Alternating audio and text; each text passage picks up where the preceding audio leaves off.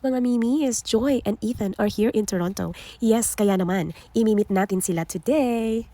Kasama ng mga kaibigan ko, we drove all the way from the GO train station to Yonge and Dundas Cineplex para mapanood ang Hello Love Again at mamit na rin si Alden at si Catherine.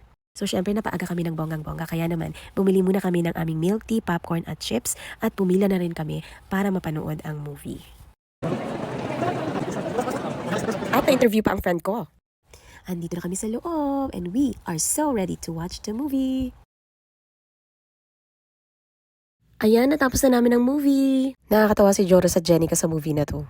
In fairness, level up ang acting nila dito. Ang ganda ni Kat dito sa movie na to. Tapos nakakatawa yung nasa loob siya ng kotse tapos nagwawala siya. Favorite scene ko yun. Sobrang relatable yung movie kasi talagang na-showcase nila sa movie yung pagsisimula, yung struggle, hopes and dreams na mga kagaya naming nagsisimula dito sa Canada.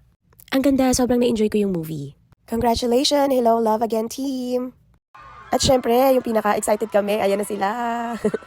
Si Alden at si Catherine. Meet and greet!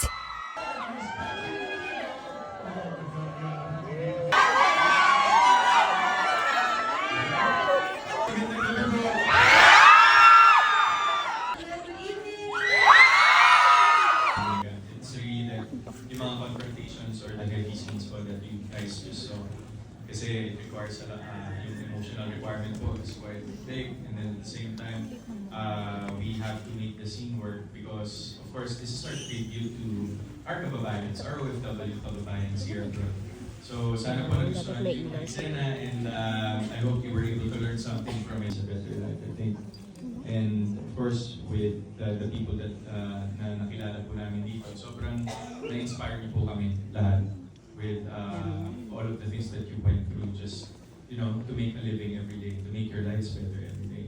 So thank you po for inspiring us kasi ang nagagawa naman po namin ngayon as actors is we get to inspire others na hindi alam kung ano nga ba yung pinagdadaanan po ng mga kababayan natin OFW. So thank you so much for the inspiration. All the present scenes. Since napanood na po natin lahat ng movie, so di ba meron pre-pandemic, during pandemic, and after pandemic. Feeling ko mahirap i-handle, especially after the breakup of Ethan and Joy, kung paano sila nang nag-reunite. Because kailangan, hindi namin sinabi agad sa viewers kung bakit, what happened to them. So, you know, may mga nuances and meron mga Kaya naman pala tiso yung tawag kay Alden. Super puti niya in person at sikat. Mas maganda siya sa personal. So, syempre nakapagpa-picture naman kami sa kanila pero dahil bawal ang selfie, by group kaming nagpa-picture. Very friendly kasi sila. So, I took the chance of talking to Kat kasi nasa likod lang talaga niya ako. Sabi ko, Catherine, congratulations. So, syempre di ka naman nag-expect ng sagot or anything. Pero talagang nilingon niya ako. Tapos tumingin siya sa akin. Tapos sabi niya, thank you po. Ang cute-cute ng mukha niya. Tapos grabe parang wala siyang pores. We're done! In fairness, super sulit naman ang aming paglalakbay at ang lamig sa labas.